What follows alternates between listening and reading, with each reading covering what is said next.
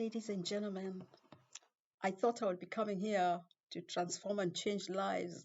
I thought I would be here dropping gems with the world class content, but tonight it's not so. I am looking for one Anthony Macharia of Jambo Logistics. Macharia, you came to my home in Hamburg with one gentleman who you said was your partner, and you packed my luggage, you packed my sofas, you packed my fridges, you packed my luggage. Previously, you had picked cartons now and then and shipped to my mother in Nairobi. And even though the process was a little confusing, you did it, and she got everything. It was also a hassle to get in touch with you then, but this time it's just too much. You have not been anywhere to be found. I have used 4 tickets to try and collect my stuff, but you've not been available. The first time, your employee, Patrick, said he couldn't open the container because there was no one to help him.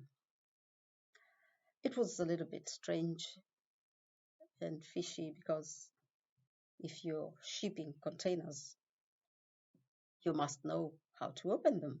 But I returned to Hamburg without my luggage.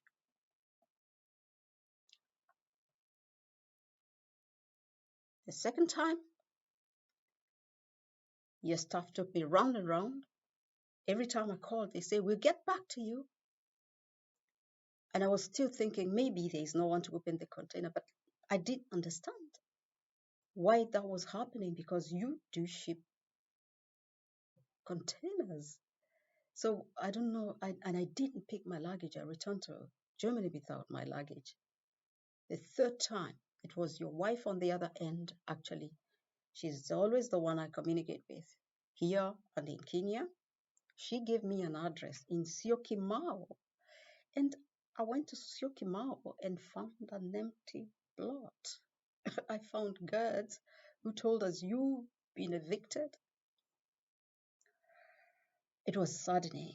At the same time, we felt compassion, and I know it can happen. But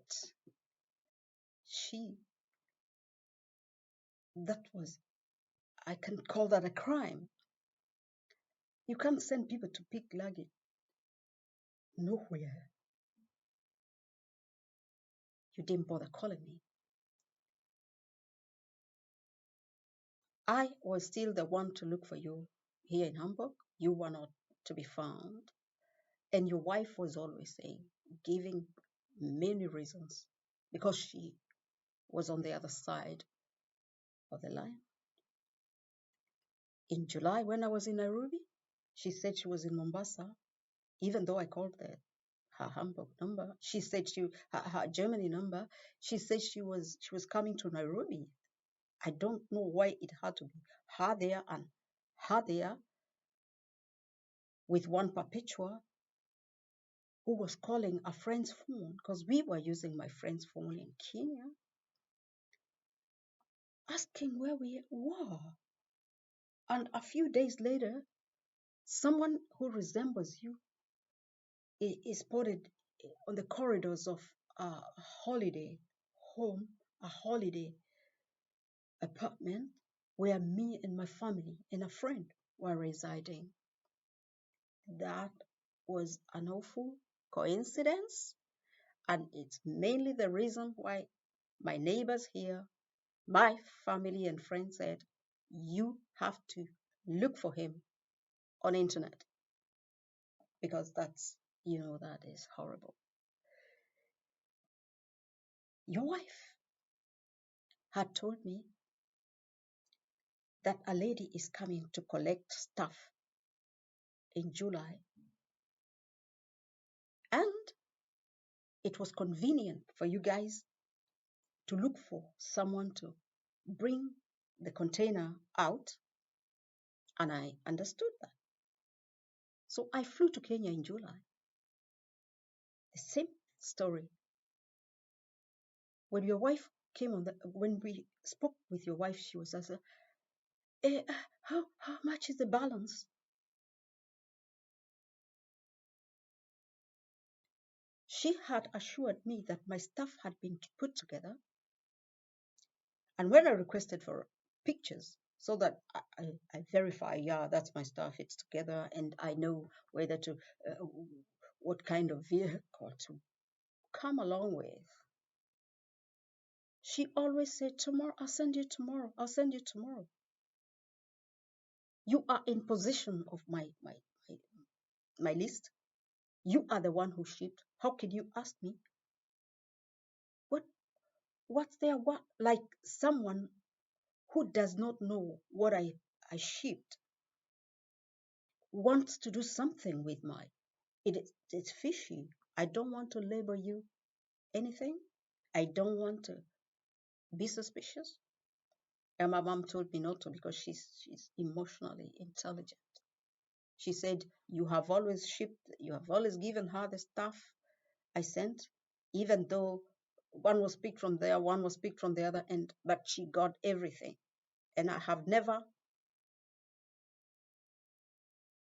suspected anything like that. But what happened lately was very strange. And I want to put it to you that I am the person who will pick my stuff. I will tick as I put them in the vehicle and take them home.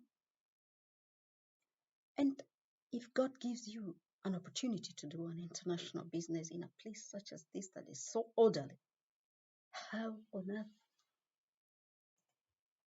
do you do such scrupulous business? Be true to your school. I'm not here to tell you anything that is annoying or whatever, but you have costed me a lot because there are toilets there for my little holiday home. There are showers. There is the floor. So we're supposed to wait until you're available. And I take this not kindly at all, Macharia. Yeah. Na ni deri roigira wana dirikari. By the people who told me they've gone through thick and thin. And you do this to women, it's not fair. I believe there are dudes out there saying how good you are, but I am here looking for you. And I need my stuff. I need it together. And we didn't agree that I bring CIDs or I bring whoever. So just know you'll be accountable for every extra cost. Sharia, look for me. Look for me. Your wife has my number. You have my number. I've sent you emails. I've sent you messages on WhatsApp. I will not do this. I was told people use other people's phones to reach you. Be real. And anyone that sees this message and knows Anthony Macharia, he is now, I hear he's in Wihoko, and he also has a shop there selling stuff that he has shipped. So pass him this message that he gets in touch with me. I am a calm human being. I don't want to be put in battles because of giving you business. God bless you.